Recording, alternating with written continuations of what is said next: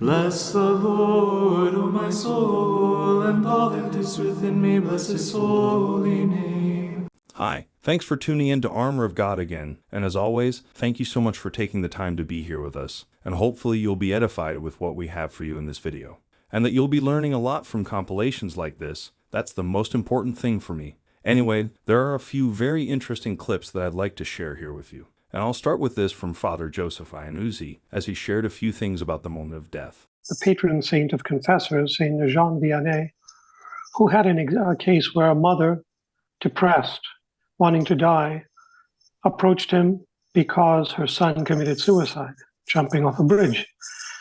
That at the moment of death is the soul snatching, God's soul snatching, because in that moment, everything is revealed to the soul. It's a very august, solemn moment. We can't understand it now because we don't have the demons and the angels vying for our soul right now, which happens at the moment of death. And when they do that, all these internal visions, internal locutions start to happen inside of us that we never experienced in our life. We hear voices. We hear and see interiorly images that we don't see right now. At the moment of disillusionment, in seeing and in experiencing firsthand how much we, the Trinity, love the soul and do love it now, the soul feels so much sorrow that it repents for not having loved us. It recognizes our will as the beginning and completion of its life. And to offer satisfaction, it accepts its death to accomplish one act in our will, because without one act in our will, it cannot enter heaven. And then he adds, with the exception of the most perverted and obstinate, how many are saved at the moment of death by virtue of this entirely loving stratagem of ours, even if this means that they have to endure a long time in purgatory? This is why the moment of death is our daily soul snatching. It is the finding of the human creature who was lost. Okay, now, if a person commits suicide by jumping off a bridge or is under the influence of drugs, which mitigates their deliberation and therefore actions, it doesn't mean they're lost for eternity. Before the Second Vatican Council, I want to make sure I say this right. No, it wasn't before the Second Vatican Council. It was after the Second Vatican Council. A few years thereafter, the Church made a law that reversed its previous law. The previous law was no one who committed suicide could be buried in a Catholic cemetery. And then shortly after the Second Vatican Council, it allowed that. Why? And for good reason. Because only God sees what's going on inside a person when they take their life. Not everyone who commits suicide is lost. So Saint Jean Vianney, the patron of confessors, was approached by a desperate woman, a mother of a son who had killed himself. And she said, I have no more reason to live. Why is God keeping me here? I think my son is in hell. Now, this is at the time when late, 1700s, when people were thinking that suicides are a straight ticket to hell. So she was convinced her son's in hell. And he told her, I will pray. When he saw her again, he said, your son was saved. God revealed it to him, that from the moment he jumped to the moment he died, he converted, he repented for what he had done. You see, sometimes an act of suicide is impulsive. It's not always premeditated. It's not planned in advance. And there's a lot of duress that accompanies it, and therefore lack of deliberation, lack of premeditation. And therefore, God sees these mitigating factors that we don't see. So here in a case like this with Jean Vianney, who lived from like the 1700s to the 1800s, was in a time when suicide was considered taboo completely. It still is, but we understand now that some people make mistakes even at the moment of death like that, and God can save that soul even at the moment of death with their repentance. Yeah. The part where Father Iannuzzi quoted what Jesus says, it is from a post-biblical prophetic revelation, approved by the Church. There's more to it, so if you like to listen to the whole thing in full, please check the link in the description box below. And there's another one from Father Iannuzzi that I'd like to share here with you, and this time it's going to be about the Virgin Mary and her title of Immaculate Conception. So that's Mary's example, a tremendous example for us to aspire to. She really raised the bar high as it can be on a human level. And she, like a tender mother, reaches down to our level to communicate with us, as she did to none other than the woman who received the title Immaculate Conception from Mary, namely Bernadette. Mary lowered herself to Saint Bernadette of Subaru's level and communicated to her in a poor, impoverished French dialect language. So if Pope Pius IX at the First Vatican Council declared Mary infallibly, he declared the Pope as infallible on matters of faith and morals when speaking ex cathedra, but he spoke of Mary as being immaculately conceived as a dogma of faith in 1854. 4 years later, the Blessed Mother would tell Bernadette that I am the Immaculate Conception, confirming what the Church had affirmed. And the beautiful thing here is Mary's obedience that goes unnoticed. For 2,000 years, not one apparition of Mary is reported of her with the title Immaculate Conception. Not one. Mary kept quiet. Why? She wanted the Church to make that announcement. Once the Church said it, then she openly said it. She always obeys the Church.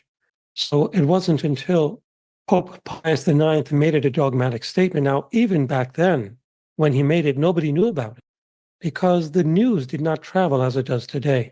Today, if you say something, it gets across the world in one day. Back then, it took about 10, 15 years to get across the world because they didn't have radios, televisions. So it went very slow, the news. So most people did not even know about this declaration of the Immaculate Conception.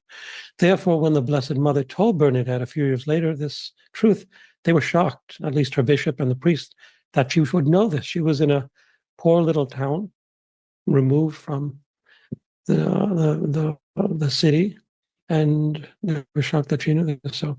And I also want to let you know that I've sent an email to Father John here requesting for an interview on Zoom. He's done a lot of question and answer sessions before, so I thought it's a good idea to have an hour session with him where I can ask many questions, and I'm sure it can be an edifying session if he agrees to it. In any case, let me just share this clip of him here talking about communicating with the dead. Well, necromancy is what is called, and it's certainly forbidden, not just in the Old Testament, but in the New Testament as well. People who go through seances, try to use Ouija boards, other types of mediums, the occult, spiritism, and the like. That's communication with the dead, and it's summoning these spirits from wherever they're located. Now, this is completely different from what the Catholic Church teaches in terms of the communion of saints, where you and I are encouraged and exhorted to pray to the saints in heaven and ask for them to pray for us to Almighty God. We pray for the souls in purgatory. But in terms of summoning them, conjuring them up, that's what the Church condemns, because we don't control things. We don't have the power to do that. God alone, is the one who allows. If a saint even wants to, make an apparition to a person on earth, it certainly has to be done with the permission and divine will. It just doesn't happen on its own. So trying to communicate with the dead, especially through these occult practices, is considered wrong. And many times we had a number of priests, particularly one here at the seminary, tell us that often the demons impersonate our loved ones or dead figures of the past to fool people. And so the only way you can be very sure is when you're praying with the Church and in her auspices. Earlier, we listened to Father Iannuzzi talking about snatching souls and how the demon and the good angel battle for the souls at the moment of our death. This time, however, I would like to share this clip of Father Carlos Martins with all of you where he talks about something or somewhat similar to what Father Iannuzzi talked about earlier. One of the sad phenomena that I notice occurring more and more and will occur more and more with the de-Christianization of our culture is that people are dying, people are getting sick in the hospital, senior citizens, even young people who have been in an accident and so forth, and their family who no longer practice the faith, for example, the children of seniors who have abandoned the faith, or maybe they haven't entirely abandoned it, but they rarely practice it. It's not an important thing to them. They don't provide the sacrament of the sick to their dying mother or their dying father in the hospital, or their dying uncle who died childless. And this is a tragedy, friends. Someone who has lived his or her whole life connected to the Church is then deprived, when they need it, of that great sacrament, that great dispensation of sacramental grace that the Church supplies when someone needs it at the end of their life or when battling an illness. And so we have to, you people need to supply instructions to your family members, very explicit instructions, and don't rely on merely their memory, that if you become incapacitated in some way such that you are now dependent on someone else to call for you a priest, ensure they do that. And leave that with many people. Leave that instruction with your friends, so that your friends then have a right to go to your family and say, I was instructed to contact you and ensure that the sacrament of the sick has been given to Betty or to Ralph. The end of one's life is when the greatest battle occurs for that person's soul. I have been around the dying a lot, as have many priests, any priest, and occasionally there is a manifestation of, in the case of those who lived a good life, a deceased relative appears, or they exclaim, I'm seeing my dead mother here, and my dead aunt, or my child that died in infancy, or an image of a saint. In the case of those who lived a mixed life, or who lived an evil life, there is often a manifestation of evil. And these are not perfect either-or situations. To saints, to great holy people, even if they're not saints that the church eventually will canonize, but good people, evil can often appear to them as well. But the point being that those situations reveal the cosmic battle that is happening for someone's soul. And so the devil is coming in that moment to lay a claim to the person's eternity. And that is the point where, friends, we need to dispense everything the church has to dispense for people in those situations. Sacramental grace is fundamentally important to strengthen people in those moments. And so it's vitally important that that message be communicated to family members and friends. And you know, there's a good friend of mine, a priest who received a call in the middle of the night. This doesn't have anything directly to do per se with the sacrament of the sick. In that moment, he did dispense the sacrament of the sick, but what he attempted to do was, because the individual was conscious, to have that individual have a direct communication with God. So what happened? In the middle of the night, he was called to the hospital, and he arrived. This was a senior citizen, a woman who was in her final moments, and her breathing was horrifically painful. And so it was clear that the body would expire at any moment. And the person was so weak and so in such physical distress that she was unable to make a final confession. And in addition, the family was around. They were all grieving in that moment, and they knew that their mother was going to leave this earth at any second. And so it was a difficult thing to ask people to leave in order to try to elicit a direct confession from her. So, but she was so weak she couldn't speak at all anyway. She could mouth words. But what he said is, you turn to the Lord and ask for his forgiveness. When you're done, turn and face me. I'll know that you're finished, and I'll give you the Lord's forgiveness. And so she did that. She looked up, and she had her own silent conversation with God. She looked over to the priest, and so he knew she was finished. He gave her absolution. Instantly, her breathing went to a normal, measured, peaceful rhythm.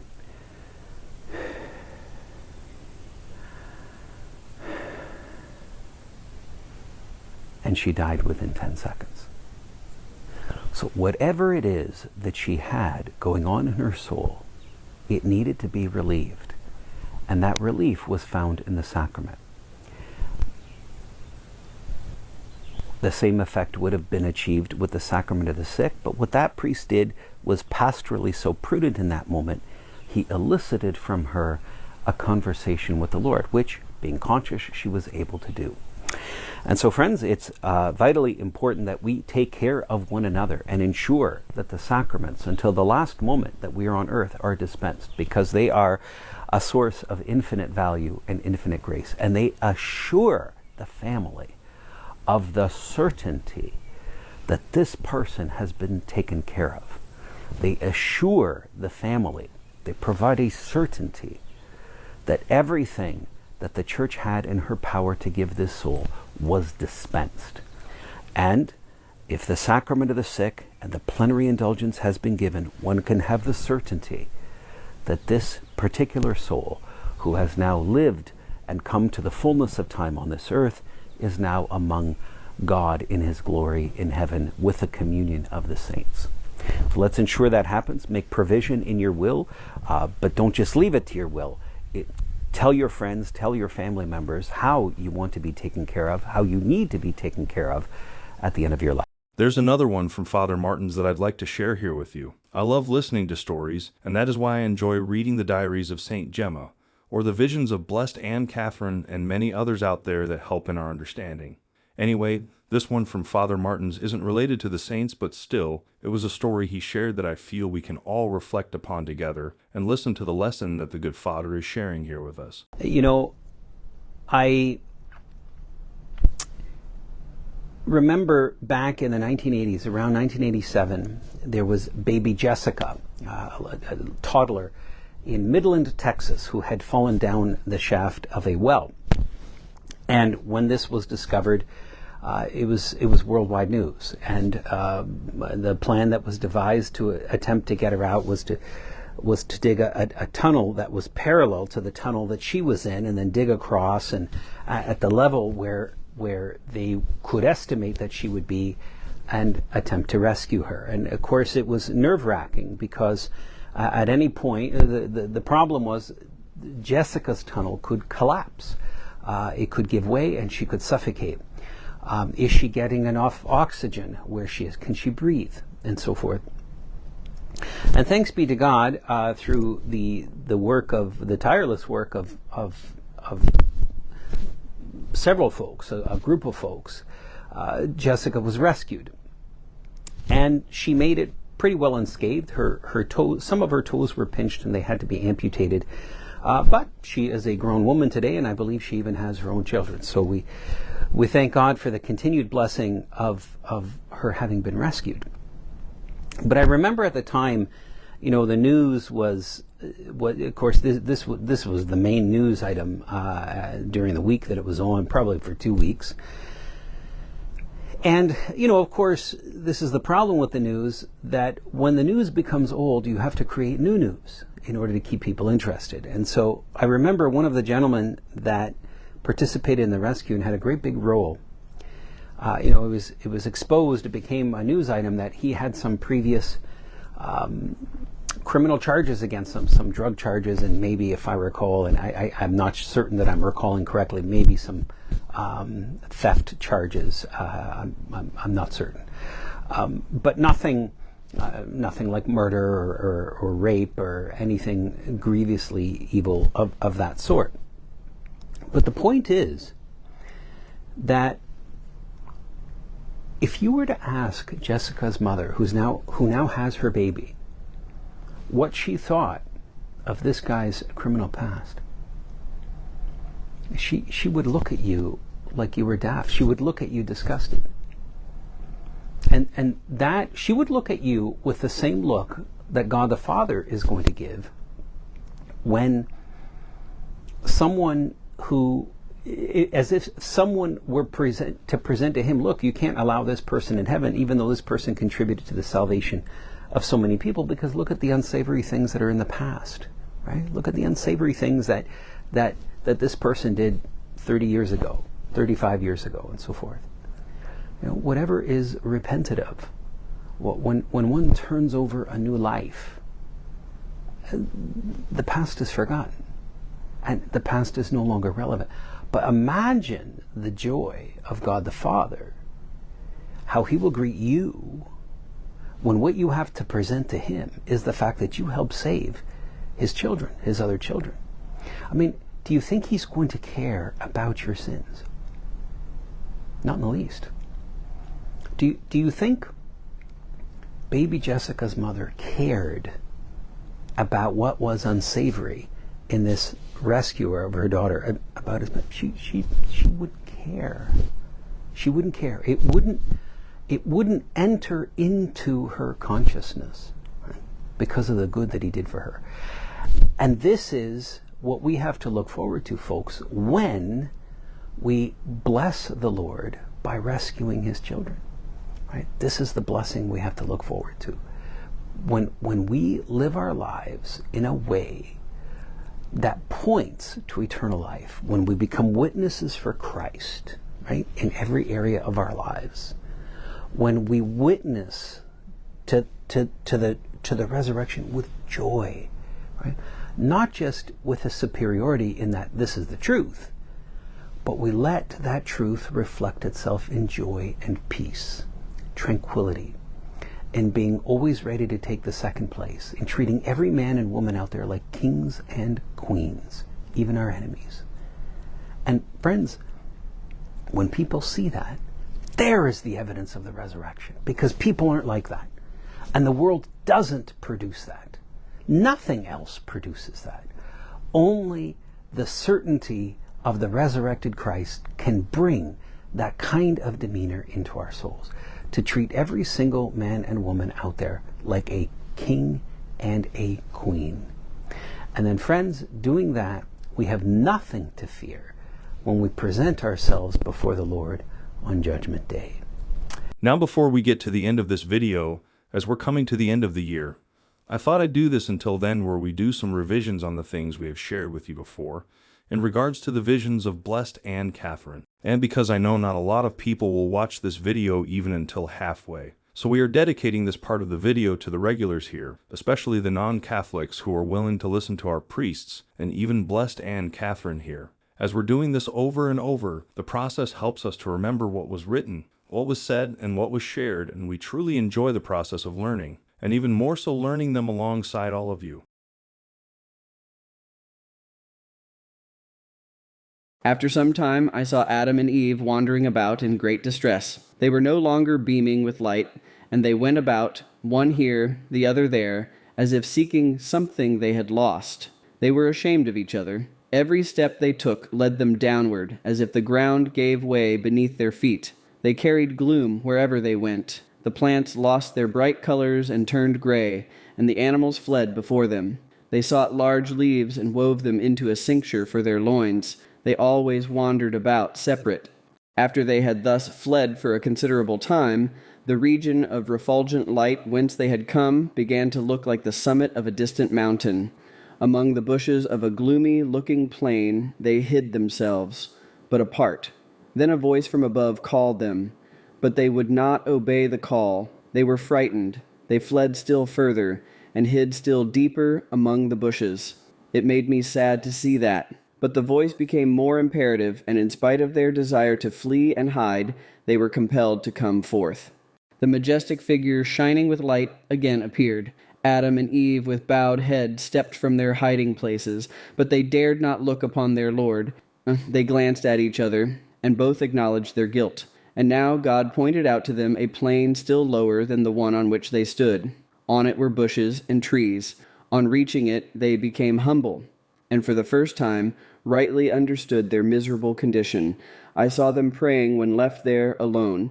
They separated, fell on their knees, and raised up their hands with tears and cries.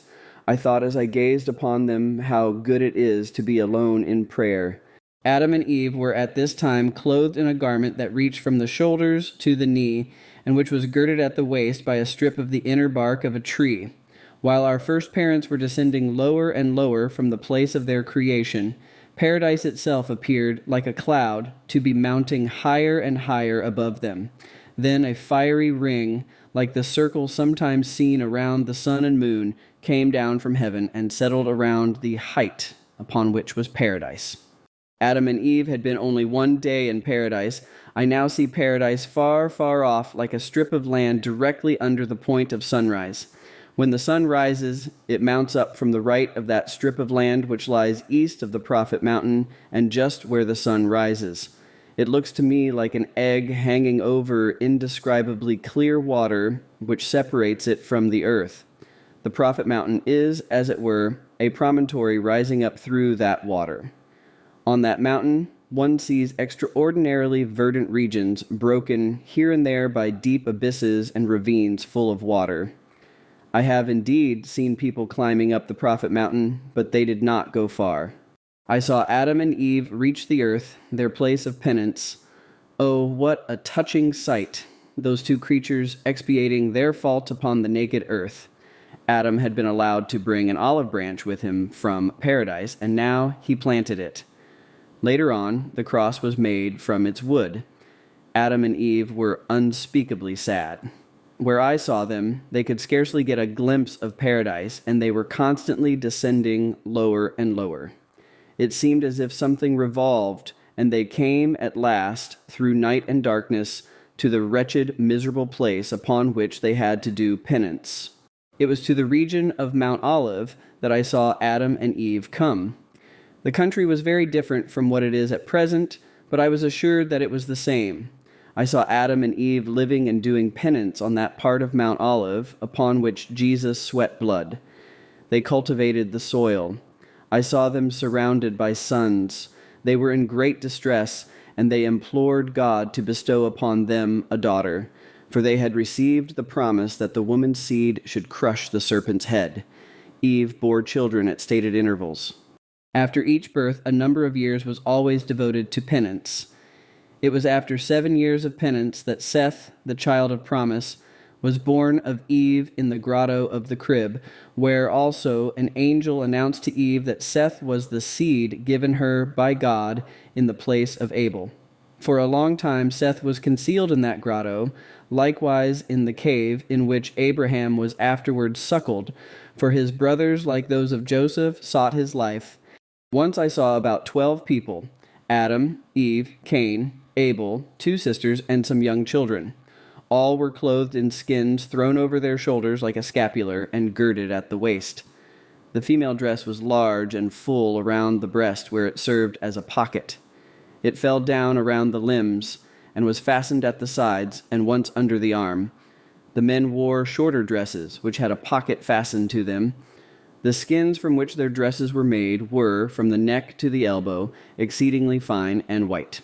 They all looked very noble and beautiful in their clothing.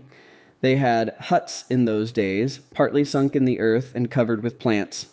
Their household was quite well arranged. I saw orchards of low but tolerably vigorous fruit trees.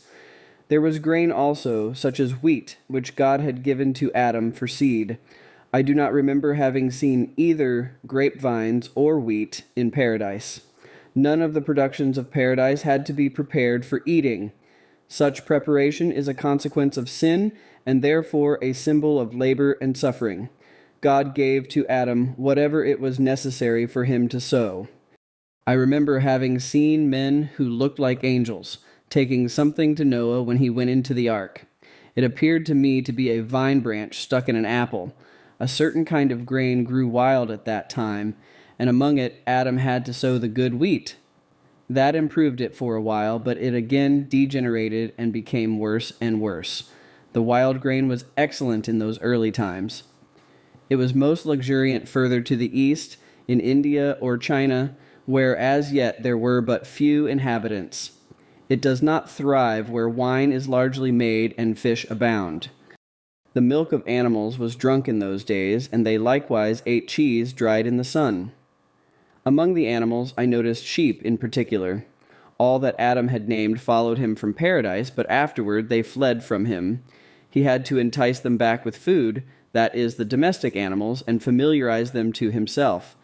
I saw birds hopping about, little animals running around, and all sorts of bounding creatures, such as antelopes and deer. The household order was quite patriarchal. I saw Adam's children in their separate huts reclining around a stone at meals. I saw them also praying and giving thanks. God had taught Adam to offer sacrifice. He was the priest in his family. Cain and Abel also were priests. I saw that even the preparations for their sacrifice took place in a separate hut. On the head they wore caps made of leaves and their stalks woven together. They were shaped like a ship and had a rim in front by which they could be raised from the head. Those first human beings had beautiful skin of a yellowish tinge, which shone like silk, and their hair was reddish yellow like gold. Adam wore his hair long. His beard was short at first, but later he let it grow. Eve at first wore her long hair hanging around her, but later on she wound it around her head in a coil like a cap. Fire I always saw like a hidden flame, and it appeared to be in the earth. It was given to man from heaven, and God himself taught him the use of it. They burned for fuel a yellow substance that looked like earth. I saw no cooking going on. In the beginning the food was merely dried in the sun, and the wheat, after being crushed, was exposed under twisted covers to the heat of the sun to dry. God gave them wheat, barley, and rye, and taught them how to cultivate them. He guided man in all things. I saw no large rivers in the beginning, as for instance the Jordan, but fountains sprang forth whose waters were conducted into reservoirs. Flesh meat was not eaten before Abel's death. I once had a vision of Mount Calvary. The mount was at that time full of caves and sepulchres. The prophet entered one of the caves, and from a stone coffin filled with bones he took up the skull of Adam. Instantly an angel appeared before him, saying, "That is Adam's skull," and he forbade its removal. Scattered over the skull was some thin yellow hair. From the prophet's account of what had occurred, the spot was named the place of skulls, or Calvary. Christ's cross stood in a straight line above that skull at the time of his crucifixion. I was interiorly instructed that the spot upon which the skull rests is the middle point of the earth. I was told the distance east, south, and west in numbers, but I have forgotten them. I saw that Cain conceived on Mount Olive the design to murder Abel. After the deed, he wandered about the same spot, frightened and distracted, planting trees and tearing them up again. Then I saw a majestic figure in the form of a man refulgent with light appear to him. "Cain," he said, "where is thy brother Abel?" Cain did not at first see the figure, but when he did, he turned and answered, "I know not. He has not been given in charge to me." But when God replied that Abel's blood cried to him from the earth, Cain grew more troubled, and I saw that he disputed long with God. God told him that he should be cursed upon the earth, that it should bring forth no fruit for him, and that he should forthwith flee from the land in which he then dwelt. Cain responded that everywhere his fellow men would seek to kill him. There were already many people upon the earth. Cain was very old and had children. Abel also left children, and there were other brothers and sisters, the children of Adam. But God replied that it would not be so, that whoever should kill Cain should himself be punished sevenfold, and he placed a sign upon him that no one should slay him. Cain's posterity gradually became colored. God pointed out to Cain a region to which he should flee, and because Cain said, "Then wilt thou let me starve?" God answered no, that he should eat the flesh of animals. He told him likewise that a nation would arise from him, and that good also would come from him. Before this men ate no flesh. Cain went forth and built a city. Abel was slain in the valley of Josaphat, opposite Mount Calvary. Numerous murders and evil deeds took place there at a subsequent period. Cain slew Abel with a kind of club that he used to break soft stones and earth when planting in the fields. The club must have been of hard stone, for it was shaped like a pickaxe, the handle of wood. We must not picture to ourselves the earth before the flood as it is now. Palestine was by no means so broken up by valleys and ravines. Plains were far more extensive. The Mount of Olives was at that time only a gentle rising. The crib cave of Bethlehem was as later a wild cavern, but the surroundings were different. The people of those early times were larger, though not out of proportion. We would regard them with astonishment, but not with fright, for they were far more beautiful in form than people of a later period. Among the old marble statues that I see in many places lying in subterranean caves may be found similar figures. Cain led his children and grandchildren to the region pointed out to him, and there they separated. Of Cain himself I have never seen anything more that was sinful. His punishment appeared to consist in hard but fruitless labor. Nothing in which he was personally engaged succeeded. I saw that he was mocked and reviled by his children and grandchildren, treated badly in every way, and yet they followed him as their leader, though as one accursed. I saw that Cain was severely punished, but not damned. One of Cain's descendants was the originator of numerous arts and the father of the giants. I have frequently seen that when the angels fell, a certain number had a moment of repentance and did not in consequence fall as low as the others. Later on, these fallen spirits took up their abode on a high, desolate, and wholly inaccessible mountain, whose site at the time of the flood became a sea, the Black Sea, I think. They were permitted to exercise their evil influence upon men in proportion as the latter strayed further from God. After the flood, they disappeared from that region and were confined to the air. They will not be cast into hell before the last day. I saw Cain's descendants becoming more and more godless and sensual. They settled further and further up that ridge where were the fallen spirits. Those spirits took possession of many of the women, ruled them completely, and taught them all sorts of seductive arts. Their children were very large. They possessed a quickness and aptitude for everything, and they gave themselves up entirely to the wicked spirits as their instruments.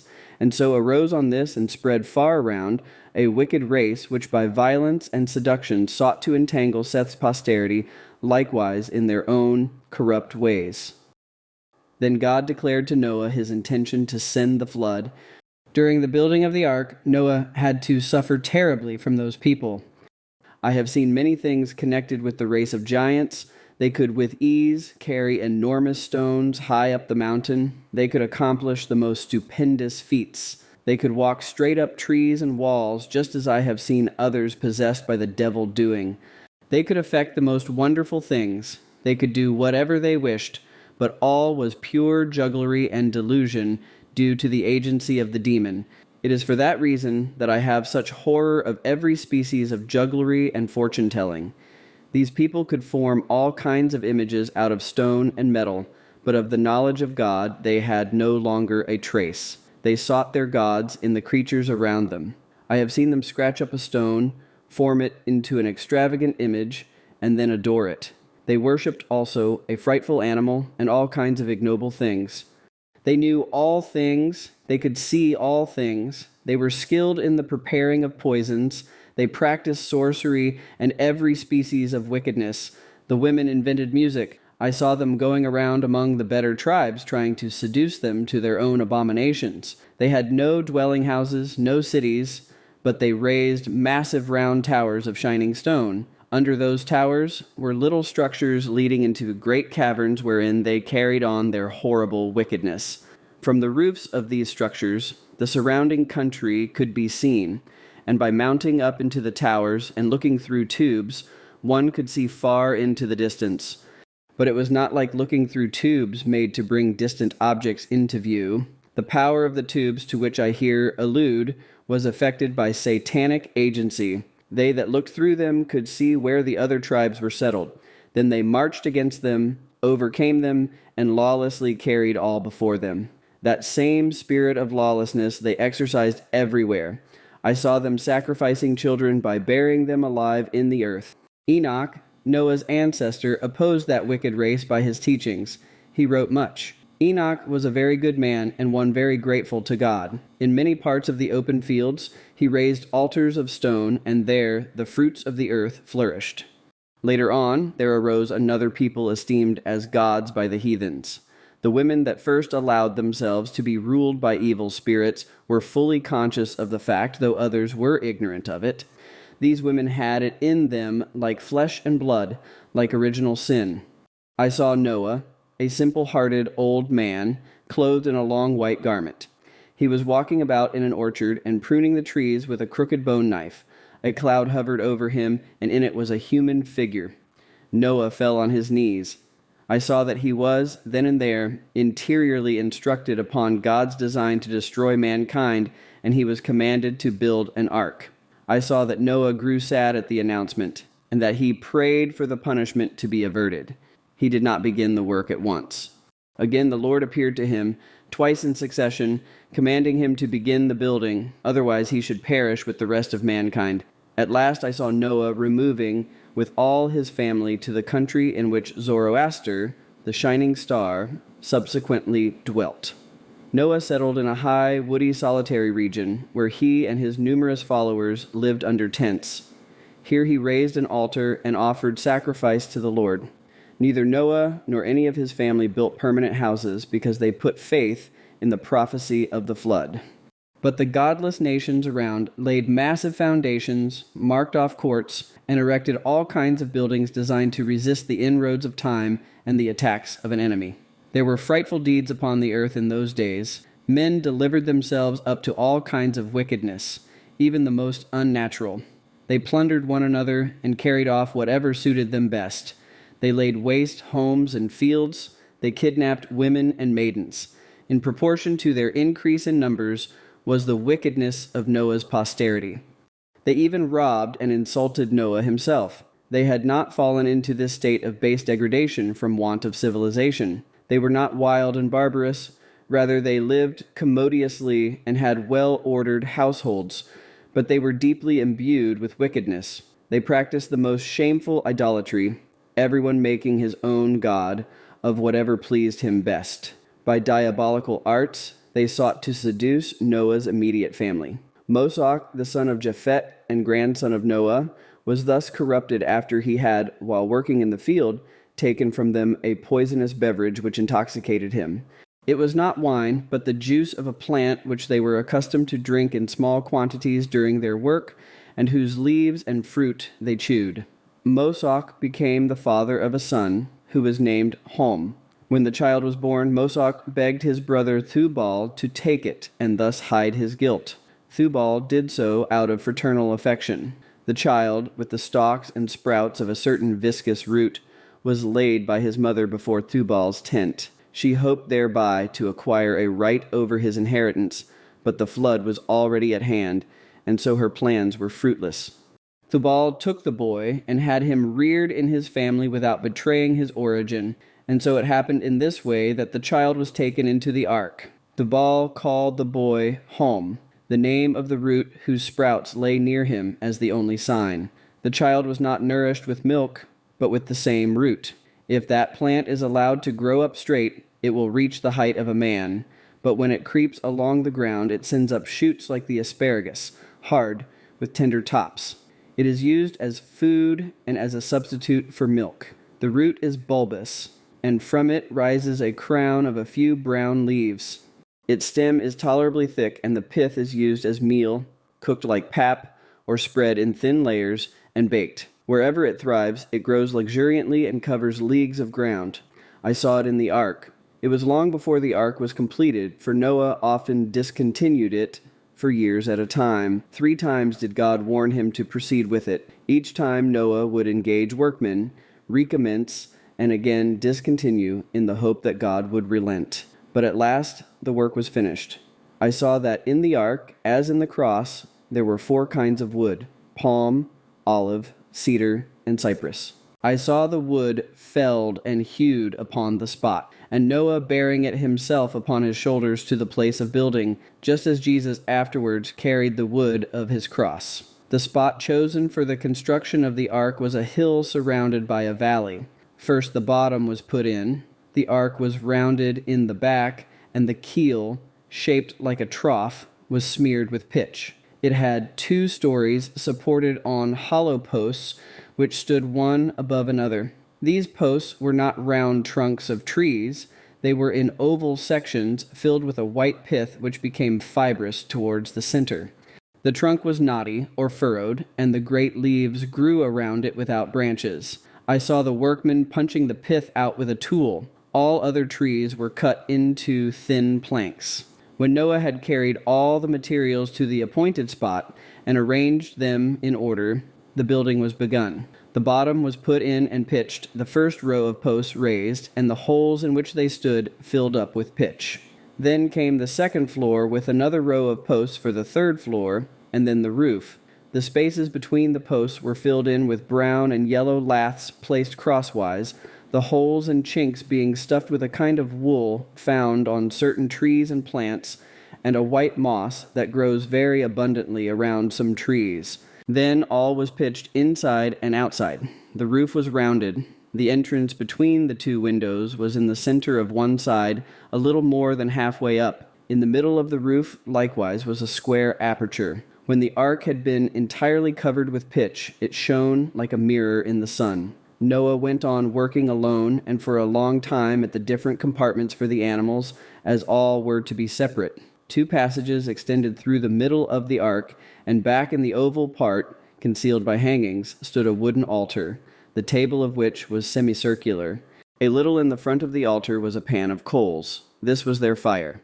Right and left were spaces partitioned off for sleeping apartments. All kinds of chests and utensils were carried into the ark, and numerous seeds, plants, and shrubs were put into earth around the walls. I saw something like vines carried in, and on them large yellow grapes, the bunches as long as one's arm.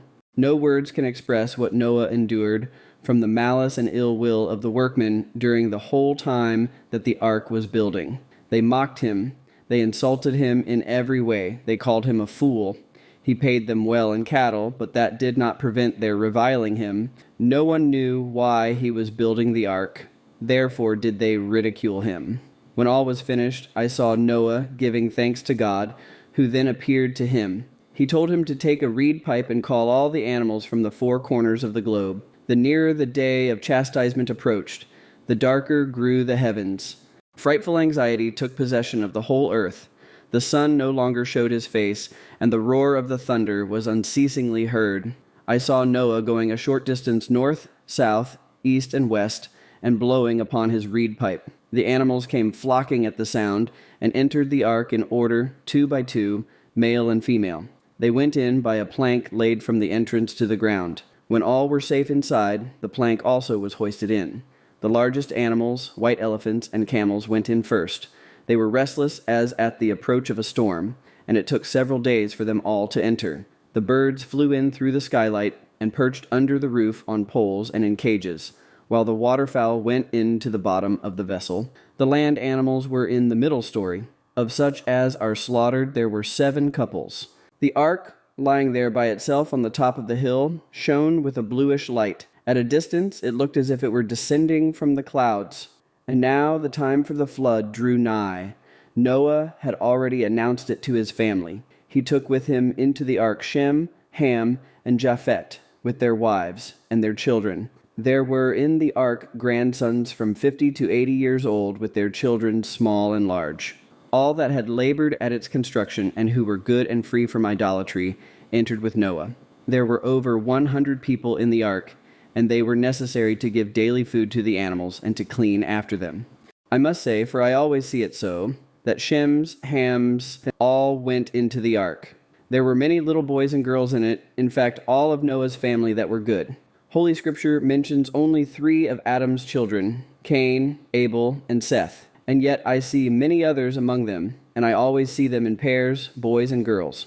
When the ark rose on the waters, when crowds of people upon the surrounding mountains and in the high trees were weeping and lamenting, when the waters were covered with the floating bodies of the drowned, and with uprooted trees, Noah and his family were already safe inside. Before he and his wife, his 3 sons, and their wives entered the ark, he once more implored God's mercy. When all had entered, Noah drew in the plank and made fast the door. He left outside near relatives and their families who, during the building of the ark, had separated from him. Then burst forth a fearful tempest. The lightning played in fiery columns, the rains fell in torrents, and the hill upon which the ark stood soon became an island. The misery was great, so great that I trust it was the means of many a soul's salvation. I saw a devil, black and hideous, with pointed jaws and a long tail, going to and fro through the tempest and tempting men to despair. Toads and serpents sought a hiding place in the crevices of the ark. Flies and vermin I saw not. They came into existence later to torment men.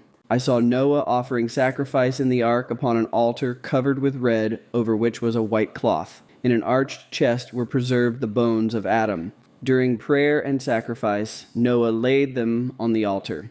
I saw on the altar likewise the chalice of the Last Supper, which, during the building of the ark, had been brought to Noah by 3 figures in long white garments. They looked like the 3 men that announced to Abraham the birth of a son. They came from a city that was destroyed at the time of the flood. They addressed Noah as one whose fame had reached them, and told him that he should take with him into the ark a mysterious something that they gave him in order that it might escape the waters of the flood. The mysterious thing was that chalice. In it lay a grain of wheat, large as a sunflower seed, and a vine branch. Noah stuck both into a yellow apple and put it into the chalice. The chalice had no cover, for the branch was to grow out of it. I saw the ark driving over the waters, and dead bodies floating around. It rested upon a high, rocky peak of a mountain chain, far to the east of Syria, and there it remained for a long time. I saw that land was already appearing. It looked like mud covered with a greenish mold. Immediately after the flood, fish and shellfish began to be eaten. Afterward, as people multiplied, they ate bread and birds. They planted gardens, and the soil was so fruitful that the wheat which they sowed produced ears as large as those of maize. The root from which Hom received his name was also planted. Noah's tent stood on the spot where at a later period was that of Abraham. In the plain and in the surrounding country, Noah's sons had their tents. Well, that will be all for this time. I hope all of you enjoyed your time being here with us. I hope all of you have learned a lot from this compilation, and remember, if there is any feedback or suggestion at all, please do not hesitate to let us know in the comments below. Anyway, if you like what we do and you'd like to support us, I left a link to our PayPal donation in the description box below and from the bottom of my heart. Thank you so much for your continuous support, contributions, and prayers. And until the next one, thanks again for watching, and may God bless you.